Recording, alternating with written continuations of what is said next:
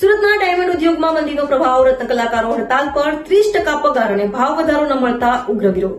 સુરતના ડાયમંડ ઉદ્યોગમાં મંદીનો પ્રભાવ, રત્ન કલાકારો હડતાલ પર 30% પગાર અને ભાવ વધારો ન મળતા ઉગ્ર વિરોધ.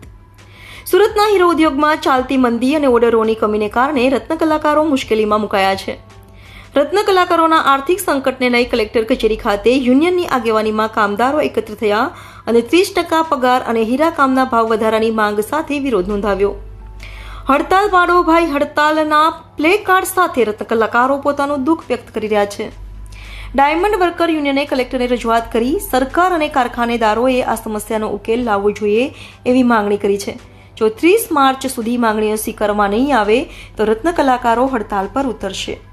Diamond worker union vice president. આજે સમગ્ર હીરા ઉદ્યોગમાં મંદી છે.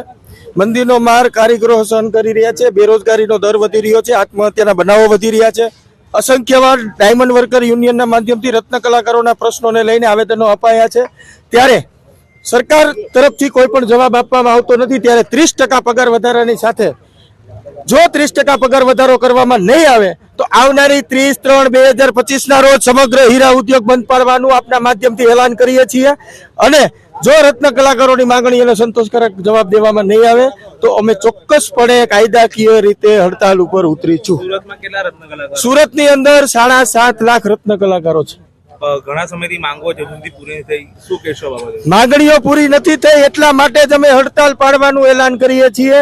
જો સરકાર હજી જાગશે નહીં તો આના ગંભીર પરિણામો ભોગવવા પડશે.